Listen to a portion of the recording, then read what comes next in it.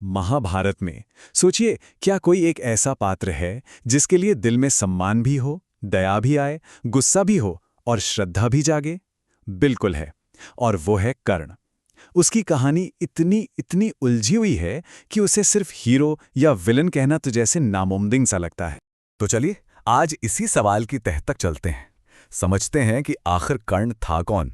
क्या वो सिर्फ अपनी किस्मत का मारा था या फिर अपने ही कर्मों का नतीजा भुगत रहा था। देखिए, कर्ण को कई अलग अलग नजरियों से देखा जाता है। कोई उसे दानवीर कहता है तो किसी के लिए वो एक शापित नायक है।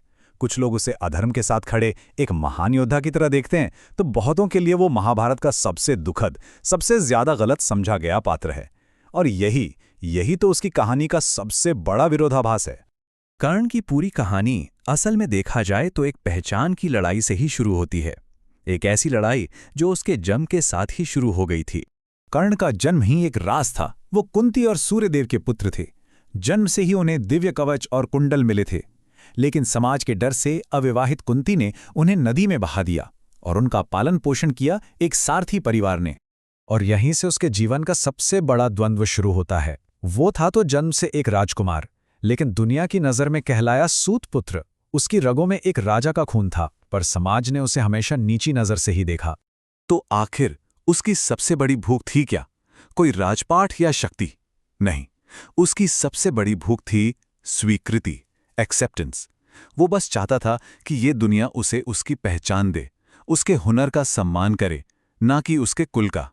और जानते हैं, इसी एक पहचान की तलाश उसे जिंदगी के एक ऐसे मोड़ पर ले आई जहां एक दोस्ती ने उसकी पूरी की पूरी किस्मत ही लिख दी।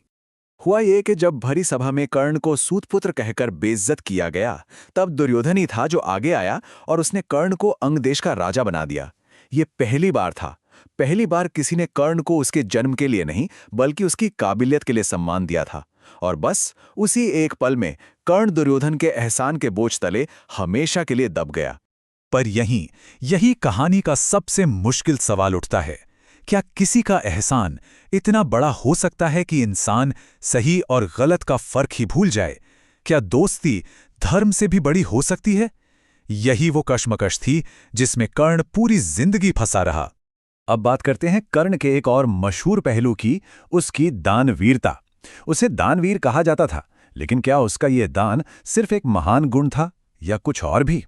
उसकी शोहरत ऐसी थी कि उसके दरवाजे से कोई खाली हाथ नहीं जाता था।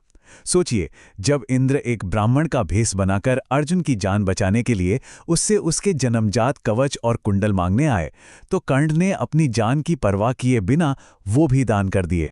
असल में कर्ण अपने दान से सिर्फ दूसरों की मदद नहीं कर रहा था, वो दुनिया को अपने बारे में एक कहानी सुना रहा था। एक ऐसी कहानी जिसमें दुनिया उसे सूत पुत्र तो कह सकती थी, पर उसकी महानता पर उंगली नहीं उठा सकती थी। तो उसका दान एक तरफ गुड़ था तो दूसरी तरफ अपनी इज्जत बचाने की ढाल भी। लेकिन कहते हैं ना, हर रोशनी के पीछे एक परछाई होती है, और कर्ण की परछाई में थे कुछ शाप और कुछ ऐसी गलतियां जिन्हें भुलाया नहीं जा सकता। कर्ण को अक्सर शापित नायक भी कहा जाता है ना? उसे अपने गुरु परशुराम से झूठ बोलने पर श्राप मिला कि सबसे जरूरी मौके पर वो अपनी विद्या भूल जाएगा। एक ब्राह्मण से श्राप मिला कि उसकी मौत भी बेबसी की हालत में होगी। और तो और धरती माँ से भी श्राप मिला कि युद्ध में उसका रथ का पहिया धंस जाएगा। लेकिन क्या कर्ण सिर्फ इन श्रापों की वजह से हारा? शायद नहीं। ये श्राप भी तो कहीं ना कहीं उसी के कर्मों का फल थे। और देखिए, किसी के साथ अन्याय होना उसे खुद अन्याय करने का हक नहीं दे देता। और कर्ण की सबसे बड़ी नैतिक भूल थी द्रौपदी के चीरहरण के वक्त उसका व्यवहार। उस भरी सभा में उसके वो कड़वे शब्द और उस अपमान में उसकी हिस्सेदारी, उसे नजरअंदाज नहीं किया जा सकता। ये एक ऐसा दाग है जो उसके चरित्र पर हमेशा के लिए लग गया। अब हम आते हैं कर्ण की कहानी के आखिरी और शायद सबसे दर्दनाक मोड़ पर, जब उसके सामने उसकी असली पहचान का सच आया और उसने जो फैसला लिया। युद्ध शुरू होने से ठीक पहले श्री कृष्ण ने कर्ण को ये राज बताया कि वो कुंती का ही बेटा है और पांडवों का सबसे बड़ा भाई। जरा सोचकर देखिए उस इंसान के बारे में जिसने सारी जिंदगी अपनी पहचान के लिए लड़ाई लड़ी, और उसे अचानक पता चले कि जिन्हें वो दुश्मन समझता है वो तो उसके अपने भाई हैं। इसके बावजूद कर्ण ने पाला बदलने से साफ इनकार कर दिया। और यही उसका आखिरी विरोधाभास है। एक तरफ ये उसकी दोस्ती की महानता थी कि उसने उस दोस्त का साथ नहीं छोड़ा जिसने उसे इज्जत दी, लेकिन दूसरी तरफ ये उसकी सबसे बड़ी नाकामी भी थी कि उसने अपनी निजी वफादारी को धर्म से भी ऊपर रख दिया। तो ये है कर्ण का पूरा विरोधाभास। उसके पास बेमिसाल हुनर था, लेकिन उसे हर कीमत पर पहचान चाहिए थी। उसकी दोस्ती में गजब की वफादारी थी, पर उसने साथ अधर्म का दिया। वो महान दानवीर था, लेकिन उसे अपनी प्रतिष्ठा का अहंकार भी था। हर एक खूबी के साथ एक खामी जुड़ी हुई थी।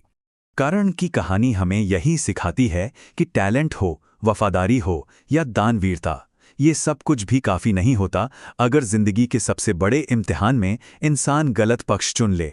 आखिर में कर्ण की कहानी हमें इसलिए दुखी नहीं करती कि वो हार गया, वो हमें अंदर तक इसलिए तोड़ देती है क्योंकि हमें लगता है कि उसके पास जीतने की सारी काबिलियत थी। वो यकीनन जीत सकता था।